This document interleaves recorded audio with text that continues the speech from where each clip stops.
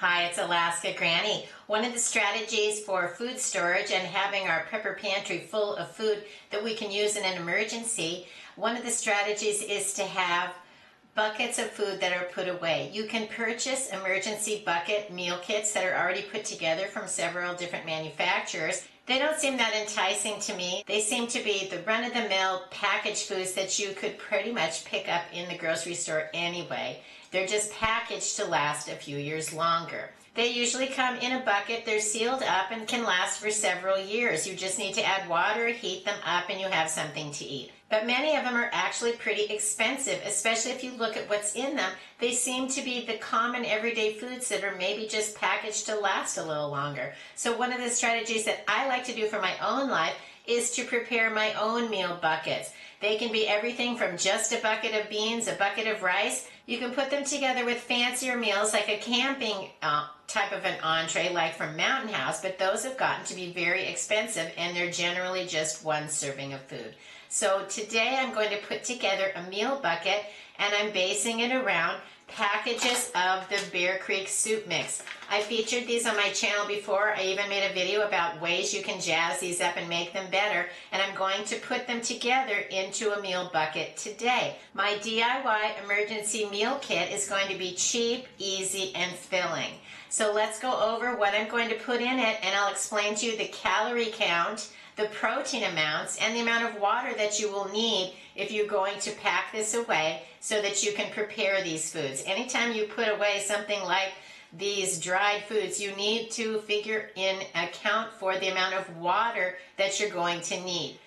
To prepare my 11 packages of soup mix requires 8 cups of water each. So you need to account for that amount of water, and you need to put aside 5.5 gallons of water just to prepare this bucket of food. Anytime you want to prepare these dried foods from a bucket, you need to figure out how much water will I actually need and have that set aside with that food so that you have the water and then you have the ability to prepare those foods if you need to.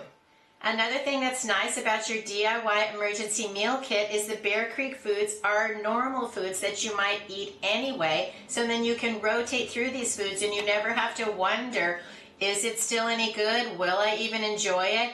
Is my family going to be satisfied with the meals that I prepare? Because you can use some of these on a regular basis. You can rotate through them and replace them. Then you know for sure how to make it, which ones you like, and your family can have the rotation of the foods that we need so that we can continue to replace that food with fresher food.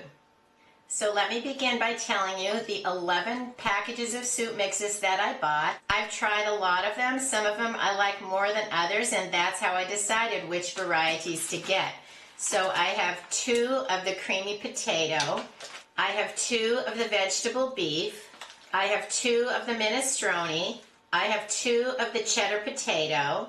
Then I have 1 each of the tortilla, the gumbo, and the cheddar broccoli. These are my personal favorites, and that's why I chose them, so you feel free to taste test these foods yourself and stock up on the varieties that you like. Let's look now at what each package contains. So the creamy potato soup has 8 servings of 150 calories each and 2 grams of protein.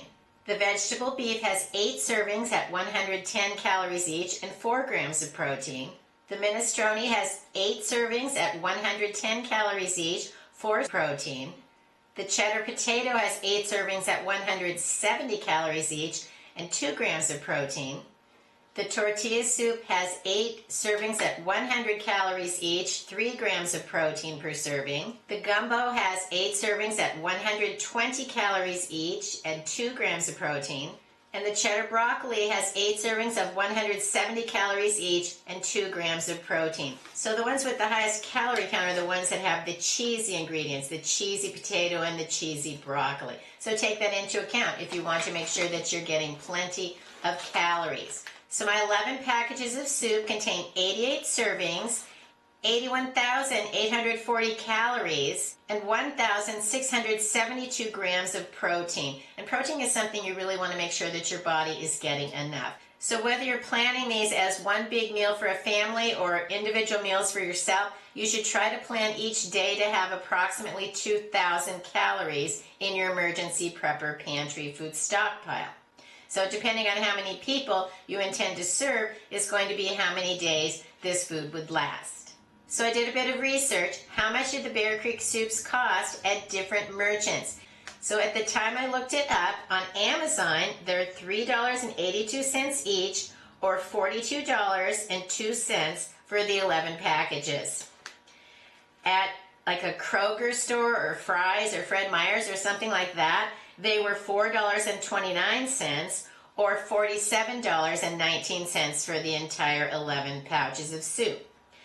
At Walmart, they were $4.97 for $54.67, and the most expensive was at Safeway, where they were $5.99 each for a total of $65.89. So you can see there's always going to be a variety of price points.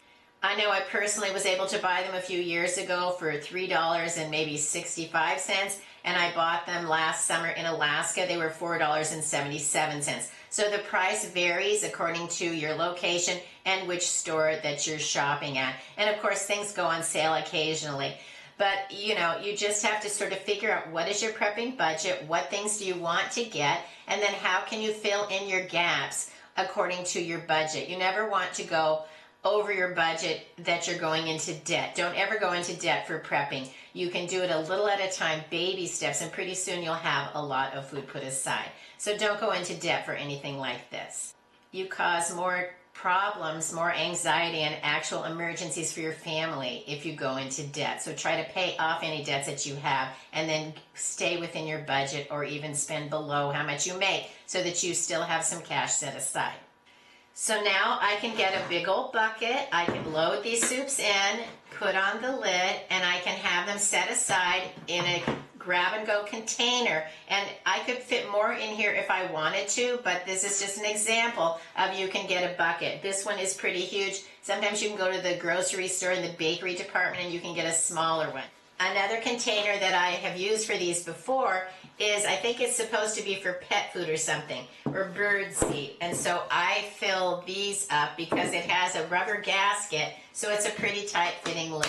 The nice thing about the soups is they're already in very sturdy packages. You still want to protect them with another layer of airtight container. You're also going to help them then make sure they don't get punctured or nothing chews on it and would damage your food.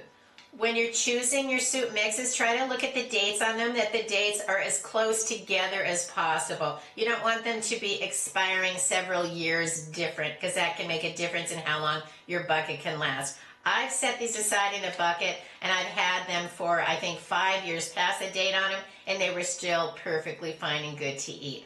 It doesn't mean they all will be, or that I could guarantee it. I'm not a food scientist or a chemist. I'm just telling you my personal experience, that the more airtight, cool, dark, and dry you store your food, the longer it lasts. But I try to rotate these sooner rather than later, closer to the expiration date. But if you've watched my channel at all, you know that things get lost in the hinterland. I have tried many foods that have been expired for quite some time, and a lot of them turned out to be just fine. But always, if you're questioning if the food is out of date, that doesn't mean that it is no longer safe or good to eat. You need to inspect it. You want to make sure there's no punctures on your package, nothing looks chewed on, nothing is bloating. These aren't supposed to bloat. So if it's like bloated up, then maybe something has gone bad inside, then you would throw it out. And then you can open up the package, look it over. Does it look right? Does it smell okay? Then if you still feel confident, go ahead and prepare it and try it. And almost always, it's going to turn out okay. And you'll have some indicators along the way if it isn't any good anymore.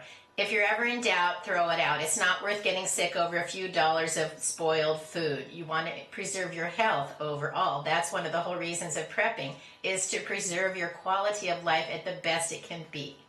So go ahead and leave it in the comments below. What foods are you putting away? Are you making some DIY meal kits? What are you including in them so that you will have enough food going forward? Plus, what's nice about putting it in a container like this, if you ever had to evacuate and you had to bug out, or even you just want to go camping or something, you can grab the container and take it with you. and so then you're going to have some food in an emergency situation. So sometimes if you're putting it away and you think it might be for grab and go, include a few essentials like some bowls, some spoons, maybe a camping stove, and some kind of a pot, because you still are going to need to be able to prepare these. So if you really want to just grab and go and bug out, that kind of emergency food that you only have a minute to grab it and it needs to be ready to eat shouldn't be anything that requires cooking, but it could be. It's all up to you and what your emergency is and how you want to prepare for your family. I hope you enjoyed my video, that you'll like it, that you'll share it with someone else you think might find it enjoyable, and please subscribe to the Alaska Granny channel.